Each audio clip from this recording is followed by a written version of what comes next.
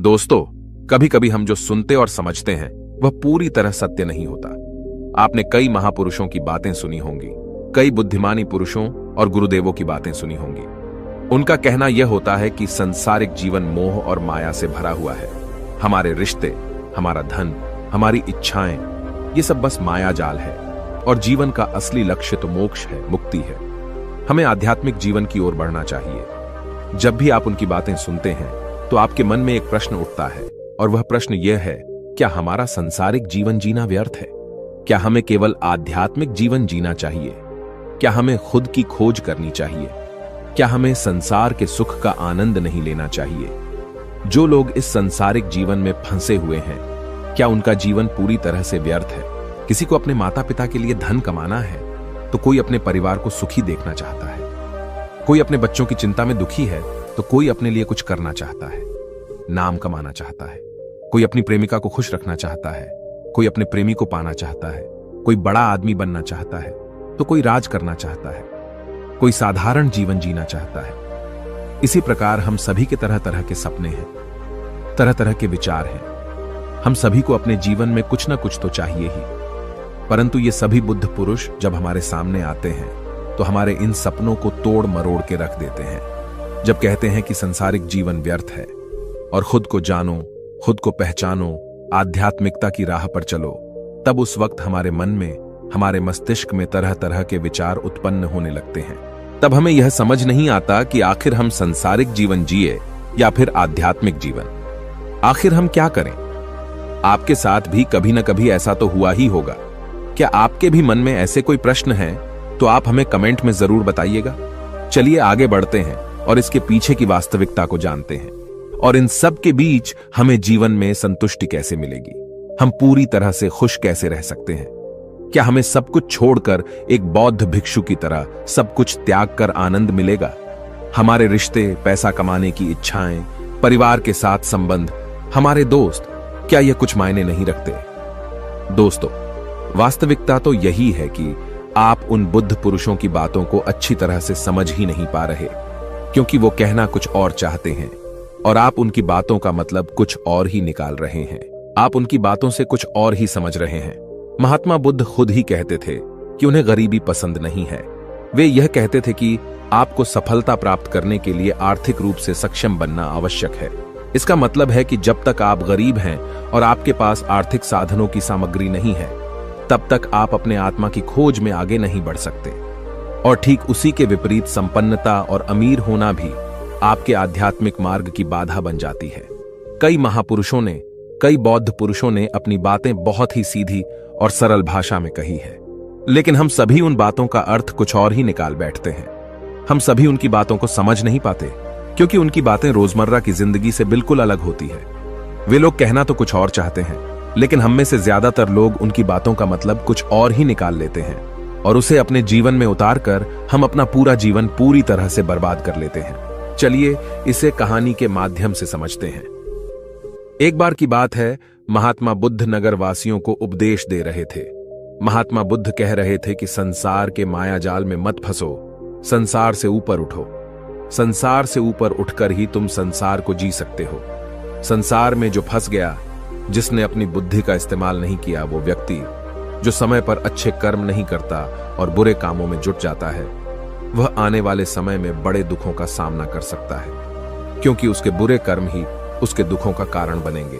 इसलिए आप सभी इस संसार की मोह माया अर्थात इच्छा, लालच, क्रोध इत्यादि को ध्यानपूर्वक देखते हुए अपने कर्म करें। इतना कहकर महात्मा बुद्ध ने अपना उपदेश समाप्त किया और वहां से चले गए। महात्मा बुद्ध जब ये उपदेश दे रहे थे तो वहां पर उस नगर का सबसे धनी व्यक्ति वहीं पर मौजूद था, और उस व्यक्ति पर महात्मा बुद्ध की बातों का बहुत गहरा असर पड़ा। उसका मन अब संसारी जीवन में नहीं लगता था, वह संसारी जीवन से हटने लगा था। अब उसे अपना सब कुछ किया हुआ व्यर्थ नजर आने लगा था। देखते ही देखते कुछ ही सालों में उसका सारा व्यापार चौपट होने लगा था। उस धनी व्यापारी के परिवार के सभी सदस्य उसे इस तरह से देखकर बहुत चिंतित रहने लगे थे, और जब भी कोई उससे बात करने की कोशिश करता था तो वह धनी व्यापारी एक ही बात कहता, यह धन दौलत तो सब बेकार की चीजें हैं, यह सब तो मोह माया है, सब बेकार है। भला हम रिश्ते निभाकर क्या करेंगे? यह सब तो वासना है। जीवन तो केवल एक ही है और वह है मुक्ति। अब तो केवल उसी की आस है, उसी की प्यास है। मैं इतना समझ चुका हूं कि अब से जो भी होगा वह सब अच्छा होगा। अब से उसने व्यापार पर भी ध्यान देना बिल्कुल बंद कर दिया था और देखते ही देखते वह धनी व्यापारी उस नगर का सबसे गरीब व्यक्ति बन चुका था। वह पूरी तरह से निर्धन हो चुका था। उसका सब कुछ बर्बाद हो चुका था और उसका पूरा परिवार सड़क पर आ गया था। एक दिन जब उसके घर में खाने के लिए कुछ नहीं बचा तो उसने अपने आप से कहा, यह मैंने क्या कर दिया? सब कुछ तो बहुत अच्छा चल रहा था, लेकिन मैंने अपने हाथों ही सब कुछ बर्बाद कर दिया। आज मेरे परिवार का हर एक सदस्य भूखा है। उनके पास खाने के लिए कुछ नहीं और मैं उनके लिए कुछ नहीं कर पा रहा। वह यह सब सोच ही रहा था कि तभी उसे याद आया कि उसने महात्मा बुद्ध की बातों में आकर अपना जीवन बर्बाद कर लिया। न तो उसे मुक्ति मिली और न ही धन। वह सोच रहा था, मैं तो कहीं का नहीं रहा। थोड़े थोड़े भोजन के लिए भी आज मुझे रोज मरना पड़ता है। हर रोज मुझे मेहनत करनी पड़ती है, तब जाकर मेरे परिवार को 2 वक्त की रोटी मिल पाती है। अपने परिवार की इस तरह से बुरी हालत देखकर उससे रहा नहीं गया। वह बहुत चिंतित रहने लगा था। वह बहुत परेशान हो चुका था। एक दिन वह अपने घर से भाग गया। रास्ते में जब वह आगे बढ़ रहा था तब उसके मन में ख्याल आया कि वह कहां जाएगा, किससे मदद मांगेगा, आखिर अब उसका साथ कौन देगा। तभी उसे याद आया कि उसे महात्मा बुद्ध के पास ही जाना चाहिए, क्योंकि बुद्ध के कारण ही आज उसकी यह हालत है। उसके हालात के जिम्मेदार तो वही है। मैं तो सीधा सीधा अपने मार्ग पर जा रहा था, लगातार अपने व्यापार में उन्नति कर रहा था। लेकिन जब से मैंने उनकी बातें सुनी तब से मेरा मन विचलित हो गया। मुझे समझ नहीं आया कि मैं जो जीवन जी रहा हूं क्या वह सत्य है, या फिर जो वह जीवन जी रहे वह सत्य है। उनकी चिकनी चुपड़ी बातों में आकर मैंने अपना सब कुछ बर्बाद कर दिया। मेरे हालात के जिम्मेदार तो वही हैं, इसलिए मुझे उनके पास ही जाना चाहिए। अपने मन में क्रोध लिए 2 दिनों की लंबी यात्रा करके महात्मा बुद्ध के पास पहुंचा और क्रोध में आकर महात्मा बुद्ध से कहता है, हे बुद्ध, आपको कोई ज्ञान नहीं, न ही आपने सत्य की प्राप्ति की है। आप तो केवल भोले भाले लोगों को फंसाना जानते हैं। अपनी चिकनी छुपड़ी बातों में उन्हें बहलाना जानते हैं। आप लोगों के सीधे पर का फायदा उठाकर अपनी प्रसिद्धि और अपनी प्रशंसा करवाते हैं। आप हमें ऐसे सपने दिखाते हैं जो कभी पूरे नहीं हो सकते। मैं भी ऐसा ही एक सीधा साधा व्यक्ति था और मैं उस नगर का सबसे बड़ा धनी व्यक्ति था। आपसे मिलने से पहले सब कुछ ठीक चल रहा था। मेरे पास धन की कोई कमी नहीं थी, सारे ऐशो आराम थे, सारी सुख सुविधाएं थीं। लेकिन जब से मैंने आपका उपदेश सुना, मैं आपसे इतना प्रभावित हो गया कि मैंने आपकी बातों को ही मानना शुरू कर दिया और वो सारी चीजें छोड़ दी जो मुझे संसारी जीवन से जोड़ती थीं। अर्थात संसार की सारी मोहमाया मैंने त्याग दी और आज देखिए आपकी वजह से मेरा पूरा परिवार भिखारी बन चुका है। वह छोटी सी कुटिया में रहता है, यहां तक कि रोज के खाने के लिए भी हमें तिल तिल मरना पड़ता है। आपकी वजह से मैं पूरी तरह से बर्बाद हो चुका हूं। उस व्यक्ति के इतना कहने के बाद महात्मा बुद्ध शांति से मुस्कुराते हुए उस व्यक्ति से कहते हैं, आखिर तुम्हारे साथ क्या हुआ है और तुमने मेरी बातों का क्या मतलब निकाला? इस पर वह व्यक्ति महात्मा बुद्ध को सारी बातें बता देता है। आप कहते हैं कि धन दौलत की इच्छा करना, ये कामना, ये वासना से बुरी है। आप सांसारिक जीवन को बुरा कहते हैं और खुद इस संसार में आकर भिक्षा मांगते हैं। आप आध्यात्मिक जीवन को अच्छा बताते हैं, किंतु मेरा एक प्रश्न है, इस आध्यात्मिक जीवन से हमें क्या मिलता है? इससे हमें क्या लाभ? आपने कहा था कि हमें आध्यात्मिक जीवन से सुख प्राप्त होता है, लेकिन मैंने तो जब से आध्यात्मिक जीवन अपनाया है तब से मुझे केवल दुख ही दुख मिला है। यहां तक कि मेरे पास जो कुछ भी था वह भी सब मैं खो बैठा हूं। आप लोगों को झूठा सुख दिखाकर उन्हें अंधकार में ढकेल देते हैं। क्या यह वास्तविकता नहीं है? इस पर महात्मा बुद्ध मुस्कुराते हुए उस व्यक्ति से कहते हैं, बेटा, तुम बहुत दूर से आए हो, अभी तुम विश्राम कर। रात को आकर मैं तुम्हें तुम्हारे सभी प्रश्नों का जवाब दे दूंगा। पहले तो उस व्यक्ति ने इनकार किया, लेकिन महात्मा बुद्ध के आग्रह पर वह व्यक्ति महात्मा बुद्ध की बात मान गया और आश्रम में जाकर विश्राम करने लगा। रात्रि के बाद महात्मा बुद्ध उस व्यक्ति के पास आए और कहा, बेटा, मैंने एक व्यक्ति की बात सुनी।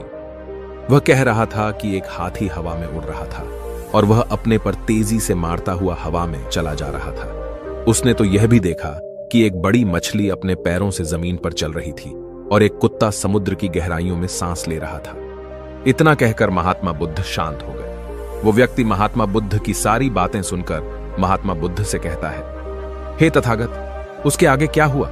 आखिर आप चुप क्यों हो गए? तभी महात्मा बुद्ध उस व्यक्ति को समझाते हुए कहते हैं, बेटा, क्या तुम्हें लगता है कि ऐसा वास्तव में हो सकता है?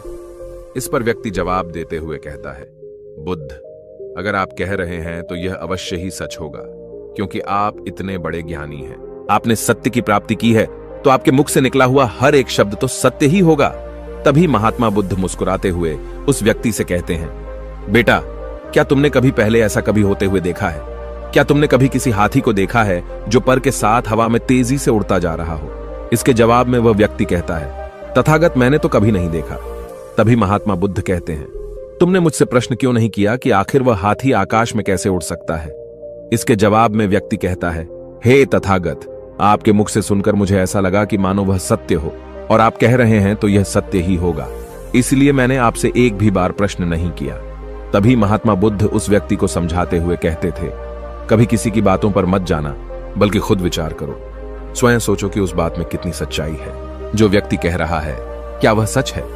आखिर वह कहना क्या चाहता है? हो सकता है कि वह कुछ और कहना चाहता हो और तुम उसका अर्थ कुछ और ही निकाल रहे हो।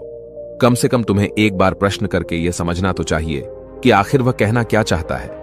अगर तुम मुझसे पूछते कि आखिर वह हाथी हवा में कैसे उड़ सकता है, तो इसका जवाब मैं तुम्हें अवश्य देता। मैं तुम्हें ऐसा बताता कि एक छोटा सा बच्चा अपने खिलौनों के साथ खेल रहा है। वह हाथी को हवा में उड़ा रहा है और कुत्ते को पानी में डूबा रहा है, और रही बात मछली की, तो वह उसे जमीन पर चला रहा है। क्या ऐसा संभव नहीं हो सकता? इसके जवाब में व्यक्ति कहता है, हाँ, बिल्कुल ऐसा हो सकता है कि महात्मा बुद्ध उस व्यक्ति को कहते हैं, इसी प्रकार मैं कभी किसी को निर्धन या गरीब होने के लिए नहीं कहता। निर्धनता या गरीबी तुम्हारे विकास में बाधक बन जाती है, जिससे तुम और कुछ नहीं सोच पाते, न ही कुछ समझ पाते हो। इन भिक्षुओं को देखो, जब इन्हें भोजन की आवश्यकता होती है तो ये भिक्षा मांगने के लिए निकल पड़ते हैं, लेकिन यह भिक्षा कहां से आती है? इसके जवाब में व्यक्ति कहता है, हे तथागत, हर कोई रोज मेहनत करता है ताकि उसके परिवार का पालन पोषण हो सके, और जो वह मेहनत करता है उसके बदले में उसे कुछ पैसे मिलते हैं। उन पैसों से भोजन खरीदता है, और वही भोजन वह आपको भी सौंपता है, और वहीं से भिक्षा आती है। तभी महात्मा बुद्ध उस व्यक्ति से एक और प्रश्न करते हैं, बेटा, यह बात तो सत्य है, लेकिन तुम क्या मुझे यह बता सकते हो कि आखिर यह धन कहां से आता है? इसका जवाब देते हुए व्यक्ति कहता है, हे तथागत, धन तो सभी लोग अर्जित करते हैं, सभी कमाते हैं। तभी महात्मा बुद्ध इस व्यक्ति को समझाते हुए कहते हैं, ठीक इसी प्रकार दुनिया में यदि हर कोई भिक्षा मांगने लग जाए तो आखिर भोजन कहां से आएगा? अनाज कौन उगाएगा? व्यापार कौन करेगा? और लोगों की रक्षा के लिए धन कहां से इकट्ठा होगा? लोगों की जरूरतें कैसे पूरी होगी? यह सुनकर व्यक्ति थोड़ा सा अचरज में पड़ गया और महात्मा बुद्ध से कहता है, किंतु हे तथागत, आप ही तो कहते हैं कि मनुष्य की इच्छा, कामना और वासना, लालच और क्रोध, ये सभी मनुष्य के विकार हैं और हमें इनसे दूर रहना चाहिए, तभी वह आत्मज्ञानी कहलाता है। तभी महात्मा बुद्ध कहते हैं, बेटा, मैं तो अभी भी यही कह रहा हूं कि मनुष्य को इन सब चीजों से दूर रहना चाहिए। इस पर व्यक्ति महात्मा बुद्ध की बात काटते हुए कहता है, हे तथागत, पर दुनिया तो इसी पर चल रही है, इसके बिना भला यह संसार कैसे चल सकता है? हर किसी को पैसों की जरूरत है, बिना पैसों के वह अपने परिवार को नहीं चला सकता, वह अपने परिवार का पालन पोषण नहीं कर सकता, वह अपने परिवार के लिए भोजन नहीं ला सकता, और यदि वह पैसे नहीं कमाएगा तो वह भूखा मर जाएगा। तभी महात्मा बुद्ध कहते हैं, बेटा, यह संसार इन चीजों से नहीं चल रहा, इन चीजों से बिगड़ रहा है। इस पर व्यक्ति कहता है, हे तथागत, आखिर आप क्या कहना चाहते हैं? मैं आपकी बात समझ नहीं पा रहा। संसार में इच्छा, कामना, वासना और क्रोध ही तो है, और जब हम इनका त्याग कर देते हैं तब हम आध्यात्म के मार्ग की ओर आगे बढ़ते हैं, अर्थात मुक्ति के मार्ग पर, यानी कि हम सन्यासी के मार्ग पर चलते हैं। इस पर महात्मा बुद्ध जवाब देते हुए कहते हैं, बेटा, तुमने जो कुछ कहा वह भी एक बहुत बड़ा सत्य है। इच्छा, कामना, वासना और क्रोध, ऐसे ही बुरी भावनाओं को छोड़ देने से हम संसार छोड़कर सन्यासी हो जाते हैं, और इन्हीं सभी चीजों को छोड़कर भी हम संसार में जी सकते हैं, धन कमा सकते हैं, मान, पद, प्रतिष्ठा और सम्मान कमा सकते हैं, क्योंकि हम सब अपना कर्म ही तो कर रहे हैं। एक किसान खेती करता है, पर वह अपनी खेती बिना बुरी भावनाओं के भी कर सकता है। एक व्यापारी व्यापार करता है, और इस व्यापार में चीजों को यहां से वहां पहुंचाना होता है और वह व्यापारी इन चीजों को बिना बुरी भावना के कर सकता है। ठीक उसी प्रकार एक राजा भी अपनी प्रजा की रक्षा करता है और वह भी अपने कर्म बिना किसी बुरी भावना के कर सकता है।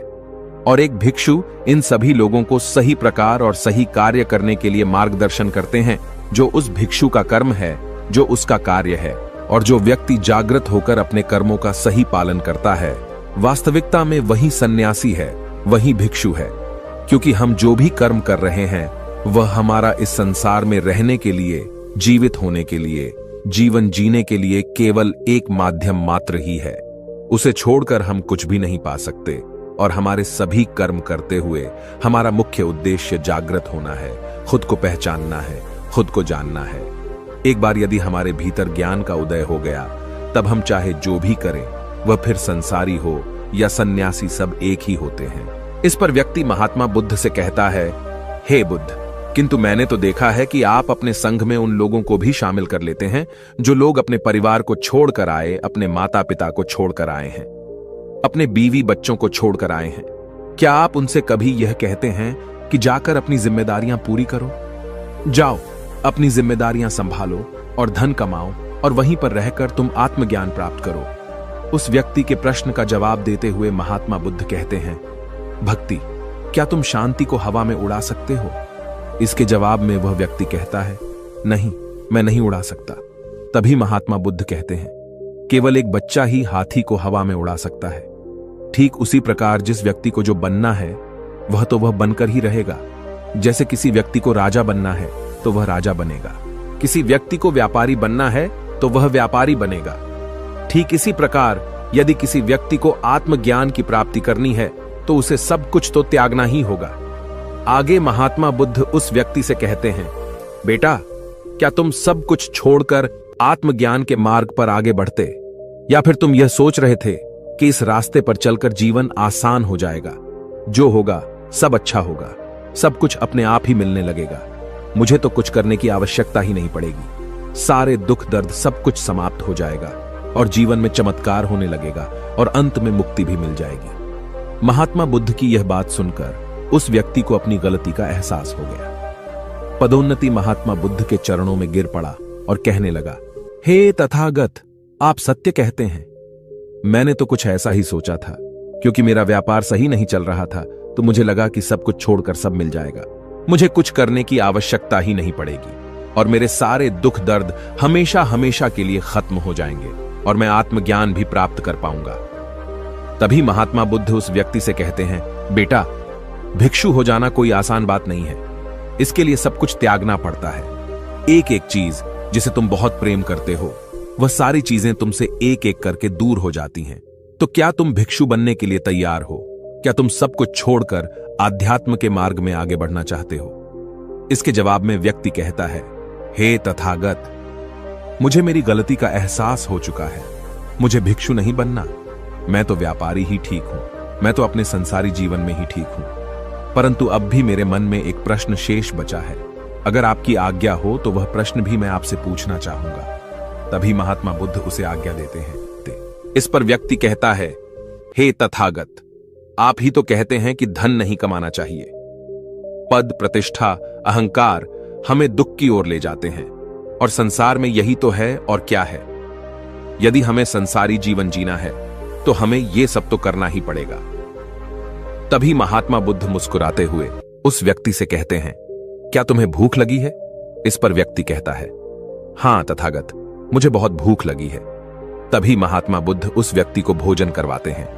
उसे भरपेट भोजन खिलाने के बाद महात्मा बुद्ध उस व्यक्ति से कहते हैं, लो और खाओ, ये सब तुम्हारे लिए ही है। इसके जवाब में वह व्यक्ति कहता है, तथागत, मैं पहले ही बहुत ज्यादा खा चुका हूं, अब मुझसे और नहीं खाया जाएगा। मेरे पेट में अब थोड़ी भी जगह नहीं रह गई है।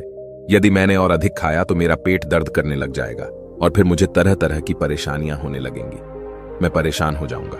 तभी महात्मा बुद्ध मुस्कुराते हुए उस व्यक्ति से कहते हैं, बेटा, मैं भी तो तुम्हें यही समझाने का प्रयास कर रहा हूं कि जितनी जरूरत है उतना ही खाओ, उतना ही धन कमा जितने की तुम्हें आवश्यकता है, क्योंकि हर चीज जब हद से ज्यादा हो जाती है तो वह नुकसान जरूर पहुंचाती है। फिर वह चाहे धन हो, चाहे इच्छा, चाहे लालच या फिर कामना या वासना। सब कुछ हद से ज्यादा आपको नुकसान ही पहुंचाएगा और यह सब आपको केवल दुख ही देंगे।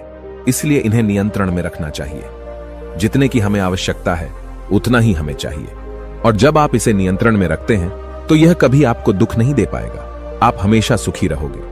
आ गई। महात्मा बुद्ध उस व्यक्ति से कहते हैं, भर दे।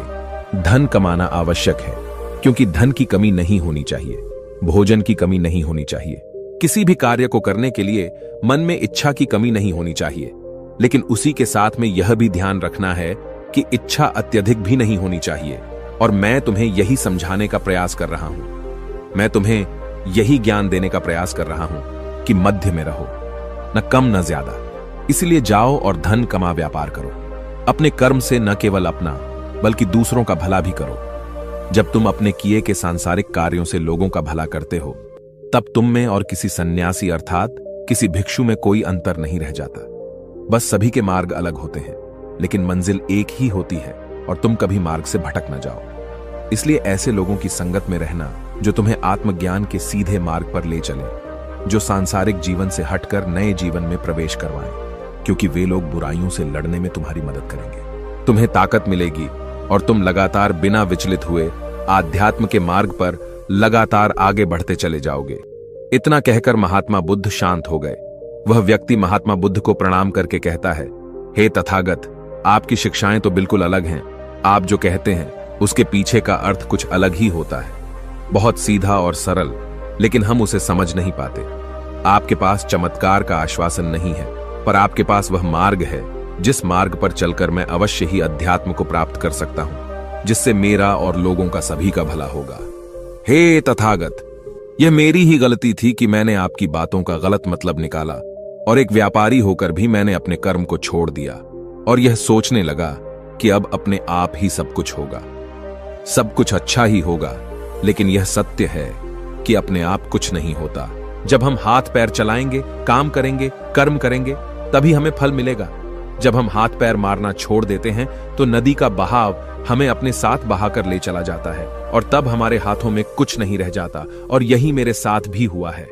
हे तथागत, आज से मैं आपको वचन देता हूं कि मैं अपना कर्म पूरी ईमानदारी के साथ करूंगा। आपके दिए हुए मार्ग पर मैं पूरी ईमानदारी से चलूंगा। मैं आपको वचन देता हूं कि मैं एक अच्छा व्यापारी और एक अच्छा इंसान बनकर रहूंगा। मैं आत्मज्ञान के मार्ग पर अपने कर्म करते हुए आगे बढ़ता रहूंगा। इतना कहकर वो व्यक्ति महात्मा बुद्ध को प्रणाम करके वहां से लौट गया। दोस्तों, हमारे साथ भी कुछ ऐसा ही होता है। जब हम किसी सिद्ध पुरुष की बातें सुनते हैं तो हमें लगता है कि संसारी जीवन व्यर्थ है और हमने जो कुछ भी आज तक कमाया है, जो कुछ भी आज तक कर्म किए हैं, वो सब व्यर्थ है। दुनियादारी की सारी बातें बेकार हैं। हमें तो आत्मज्ञान के मार्ग पर बढ़ना चाहिए, वही सही राह है। लेकिन हम कभी अपने भीतर नहीं देख पाते कि हमें आत्मज्ञान की कोई जरूरत नहीं है, क्योंकि आज हमारा वक्त बुरा चल रहा है और हमें कोई रास्ता नजर नहीं आ रहा। तब हमें आत्मज्ञान नजर आ रहा है, और जब कल हमारा वक्त अच्छा होगा, हमारे जीवन में सुख होगा, तो आत्मज्ञान कहां पर होगा यह हमें झांत नहीं। इसीलिए जो आत्मज्ञान के मार्ग पर चलते हैं उन्हें सुख और दुख से कोई फर्क नहीं पड़ता, उन्हें अपने व्यवसाय से भी फर्क नहीं पड़ता, उन्हें जीवन की झंझटों से भी फर्क नहीं पड़ता। वह तो बस आत्मज्ञान के इस मार्ग पर खुशी खुशी चलते रहते हैं और अपनी मंजिल तक पहुंच ही जाते हैं। दोस्तों, आज के इस वीडियो से आपने क्या सीखा वह मुझे आप कमेंट में जरूर बताइए। इसी के साथ में उम्मीद है कि आपको आज की वीडियो भी जरूर पसंद आई होगी। इस वीडियो को लाइक और अपने दोस्तों के साथ शेयर जरूर कीजिएगा, और साथ ही चैनल को सब्सक्राइब और घंटी बटन को भी दबा दीजिएगा। चलिए फिर मिलते हैं एक और वीडियो में। तब तक के लिए अपना ख्याल रखें। धन्यवाद। नमो बुद्धाय।